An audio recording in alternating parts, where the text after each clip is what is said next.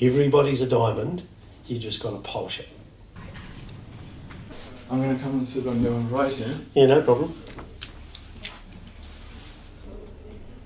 So before we start, thank you very much for having us. And Oh, no us. problem. I think a lot of people can learn something from your story and the things that you've been through. And I want to say the story of how I remember what you told me when I was 18 years old, which was 6 years ago. Oh, yeah? I want to see if my mind still remembers the exact story or if it's making up a story in my head. Yep. So at 18, I had my second back surgery and I was feeling a little bit sorry for myself. Yep. So I came in here to talk to you. You were very nice and gave me the opportunity. And you told me that maybe you got shot in between the eyes. Oh, on the face. Yeah. On the face. Early 20s. Yep. And you met your partner, your current wife, in hospital. So No, I didn't meet her in hospital, no. Okay. Yeah. This is what I was remembering. Yeah. And no, I met her when I was doing rehabilitation. That was later. And she was working at the what was our guide dog service then, and the guide dog service was just down the road, and they used to have shared morning teas, and we used to have functions and that sort of thing, and I met her there at one of the functions. And how did that all work out? Oh, fairly well. We're still together. 43 years it will be about now. 43 years. Yep. Congratulations. And you've got a couple of kids? 3. 3 kids? Yeah. And you've never seen your kids? No. And are you a little bit angry that you cannot see Oh, them? not at all. No? Not angry. No, it's been frustrating, but not anger. Yeah. You know, it's no point being angry. There's nothing I can do. Yeah. And even being frustrated, there's nothing I can do really. At the end of the day, it is what it is. You know, that's a very common phrase today. Yeah. There's nothing I can do to change it. All I've got to do is appreciate them as who they are. You know, they're mature young people with different skills, they're different personalities, and I just appreciate them for who they are. This story is stuck with me for the past 6 years. Mm-hmm. I've always been wondering, like, how someone like you can still carry on. Well, there's not a lot different with me. I just don't see. Yeah. Are you 100% blind? Yes. Yep. Do you want to tell us the story of how everything happened? Oh, yeah. Well, it's a long time ago, but that's fine. I was at a birthday celebration, my own birthday, and we were in a pub having a few beers and with my best mate actually, and we found out that a friend of ours was getting beaten up outside by a group of bikies, a bike gang, and the ethos that I grew up with, and I still keep to it today, that you stick with your mates, you look after your friends, and that's one of the big things. So we went out to see what we could do, and there was a fight, and one of the bikies had a sawn-off shotgun and he shot 4 of us. So friendships are very important to me. Yeah, hey tangata, hey tangata, hey tangata, it is people, it is people, it is people. How old were you at the time? 21, it was my 21st birthday. 21st birthday, and this happened. Yep. So you go from being perfectly fine playing sports, Yeah. and then this happened. Yeah. What's going on through your mind? Well, you don't think about it at the time really, because I was, it was quite a horrific injury. So you're getting well, you got to get your health back. It wasn't just the blindness, it was the physical health. It was quite a, loss of blood and all that sort of thing. Was in hospital, intensive care, and those sorts of things. So getting well was one of the first things, and then once I was sort of healthy enough, I then went to do rehabilitation at the foundation. Came to Auckland doing residential rehabilitation and just carried on from there. Yeah. Learning to be blind, because being blind is, the physical active vision loss is all very well, but you've got to learn to the strategies, the mechanisms, the processes, the systems to be able to function as a blind person.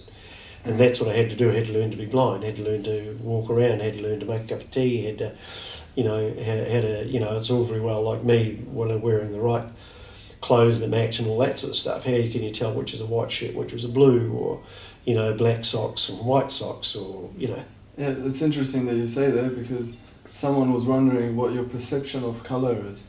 Well, my colour's fine. I know what colours are because I learned. You know, like I was sighted, so I know what red looks like. I know what black looks like. I know what blue and green and orange and all those colours are. Yeah. I know them because they're part of my visual memory. Your smelling and your hearing, has that increased? No, not at all. No? It's a fallacy. Okay. Absolute fallacy. What I've learned to do and that's what I learned when I was being blind, was to use my hearing and my sense of smell. It doesn't get any better magically because you flip a switch and your hearing becomes super sensitive and your sense of smell becomes really, really good. You can develop your sense of touch, but I use my nose and my hearing and my sense of touch in different ways. That was a learnt skill. Yeah. It's one of the things that people think, oh, blind people can hear really, really good. Well, that's, you know, some of us can, but that's because we were born with it. But what we weren't born with was the ability, we had to learn to use our hearing to cope in other ways. So that's a learned behaviour. Once you had this accident, then you got a dog. How long after did you get a dog? 364 days to be exact, I got my first guide dog. Yeah. And how was it with a dog? Do you love your dog? Yes, I do. I've got a strong emotional attachment to him. But I have a different approach than some people do. A lot of people do to their dogs. He's there. He's a mobility tool. He's there for me as a mobility tool. So he's got a role to play, and I'm very strict on that. He's there to guide me from one place to another. And when he's at home, he's a dog, but he's not to be played with. I give him a pat and a scratch and say, "Good boy." I give him what he needs in terms of getting his job done. When he's at home, he's a dog. When he's out here, he's a mobility tool. So people these days, especially because of social media and how important looks are these days, they judge people within the first couple of seconds from what they look like. Yeah, judging a book by its cover. That's right. How long does it take you to make your mind up about a person or about their... Oh, it all depends on what situation you're in. You know, you might know somebody for quite a while and just learning how they tick, how they think, how they react in different situations before you make judgments. Yeah. Some people, like sighted people, you can look at somebody and go, "I don't like you, I don't trust you." It might be, you've got face tattoos, right? Yeah. Some people naturally fear that because the image that they've got is an angry mongrel mob member trying to tear somebody's head off on TV or in a photograph or something. So that's how they judge people with tattoos. It was frowned upon for 2 or 3 generations. Yeah. You know? So it's that sort of thing. People judge you, "Oh, he's got tattoos, he's got to be a bad man." You just give a person time and... Yeah. Sometimes you can make instant judgments by listening, saying, "I'm not quite sure if I like what you're saying there." Yeah. But you don't. But that's just But you can't look at a person and go, "No, you're dodgy." Yeah. You know, you can't do that. You know, because I've seen when I was a young fellow, I've seen the most beautifully dressed person. He was just an absolute dandy, but he was a thief. He was an absolute out and out thief. He was a con man. He was a shocker, but he was dressed to the nines. But he was a thief. He was about 40, I think. He'd spent 20 years of his life behind bars. What do you like to do for fun? Or how do you spend your free time? Over the years, I've changed how I do things for fun quite a bit over time. For 30 years, I was a daily jogger. So I used to go jogging every day. Did that for a long time until my knees packed in, and I've played different sports. I was a snow skier for 10 years. Is this after you were blind? Yeah, snow skier for 10 years, and then I got into a sport called goalball for a long time, and now for about 10 years I was actively involved as a player and then an administrator, and now I am a very keen fisherman. So I go fishing as often as I can. Do you have any fears? Not really, no more than anybody else would. Some people say I fear that there's going to be a nuclear war. Well, I don't fear that. There's nothing I can do. It might happen, it might not. The things I think about are maybe not fear, but the things I think of is things like, sustainability, keeping our country the beautiful country it is.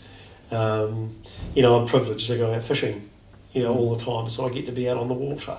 I love being on the water. I love swimming in it. So I'm a sea. I love the sea. Love to know what's happening in the world, so I listen to radio for news and all that sort of thing. What do you think about what's happening in the world? Oh, it all depends. I think we're a pretty lucky country, and I've always felt that New Zealand's been a very lucky, very well-resourced country all my life. But I just think that the poor people, I feel very sorry for people in a country as rich as ours that we've got so many poor people. It just doesn't seem right to me. We've got some very, very, very, very wealthy people, and yet we've got the other end of the scale, we've got very, very, very poor people. And it wasn't like that when I was a teenager.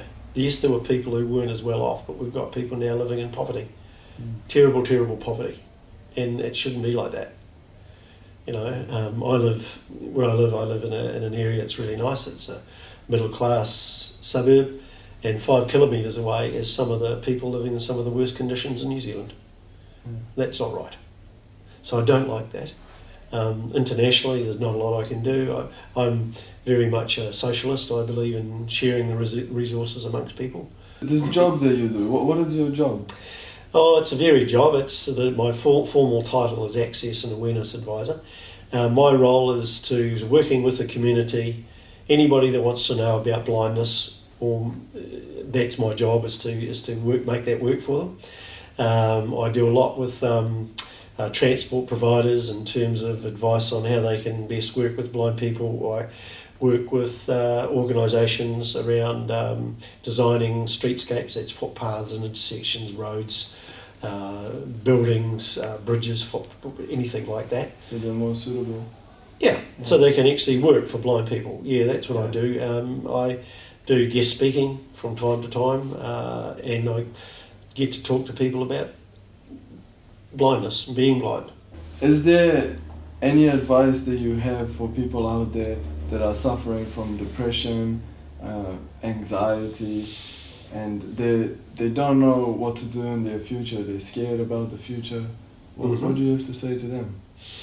Well, I'm not a counsellor or anything like that. I can only I've worked with people who have, over time, through one thing and another, suffered from, and I use that word carefully, suffered, because they are suffering from depression or anxiety, and have had a wee spell of almost getting to that point myself. And the thing is, there's always somebody there. There's always somebody there. You've got to reach out for them. I think that's the thing that there was somebody that was there for me and reached out, but I had to in the end, I had to swallow my pride and ask somebody, because what do they say? Pride is one of the big downfalls, and particularly around somebody like me I'm a man's man. I'm also a woman's man too, but I'm very much in the company of men. I'm hail fellow, well met. I'm very much the man. I can fit into that mould. I can be as hard as you like, but I can also sit down and cuddle one of my daughters when they're not good. They might be unwell or whatever. So that's what I'd think of. I'm not a counsellor or anything like that, but I can only, the people I've met with, look, there's somebody there, reach out. That's the important thing. So talking is very important. Oh, absolutely. If you bottle it up, that's only just going to get worse. And I did, and in the end, it was just to the point where I was not good. And you start to take it out on your loved ones, and they don't know what's wrong because you're not talking. You've got the only person that can actually, at the end of the day, the only person that can really, really help you is you. That's right. Yeah, you've got to take the first step. Change starts with him, Yeah, it does. Yeah. You're the only person that can help is you. And it's like that in every endeavour in life, every part of your life. I'm a rugby fan, and one of the best movies I've seen about real life was after the last World Cup, and my daughter shouted me to it, and it was about Richie McCaw, the All Black captain, who went to the same school that I did, so he had a great choice in schools. But what he constantly did was go back and revisit, but it was him that made him good. He had access to all the right things, but it was him that had to put one foot after the other. And he wrote down, he had a wee book, you should actually see the movie if you want inspiration. It's, well, you know, just about him as a human being. What movie is that? What's it called? It's called, I can't think what it's called, but it's about Richie McCaw. Richie It's a McCaw documentary movie. film, you know, the All Black captain. Yeah. And he wrote down, he had a wee book that he wrote, and after every entry, he wrote down GAB. And it stemmed back from the time when he was a very young fellow, not even, I think he was still at primary school or something like that. And his uncle said, you know, he said, why? He said, oh, I want to be an All Black. And he said, no, you don't want to be just an All Black, you want to be a great All Black. So he wrote down in his journal every night after he'd finished it, he wrote GAB at the end of every entry, and that stood for Great All Black. Oh, okay. Yep. And that was, and he made himself that. Mm. Yeah. So as long as you believe in yourself, Yep. and you put in the Yep. hard work, Yep. there's no limits out there. Yeah, well, there's limits, but the only limits are what you place upon yourself, and don't forget your own personal, what you're born with. You know, he wasn't made as to be the greatest, one of the greatest All Blacks ever. He was born with a lot of skills that are then polished up. Yeah. So what you can do is polish what you've got. See, what you've got, you polish. Yeah. So you can have the most fantastic diamond in the world, but unless it's polished, it's not worth a cupful of cold snow. Everybody's a diamond. You just got to polish it. That's what I always think. I can't change everybody. All I can do is give people opportunities. And then they can make the decision to Yeah, change or not. yeah. So you know, don't fret the small stuff. That's the thing. People, I say to people, one of my mantras nowadays is don't overthink things. Don't overthink it. Yeah. Yeah. Think about what you're doing, but at the end of the day, you can't change everybody. All you can do is give them opportunities to be able to change. You can't change them. The only person that can change them As is themselves. themselves. Yeah. Yep. Thank you very much, Chris. No problem at all.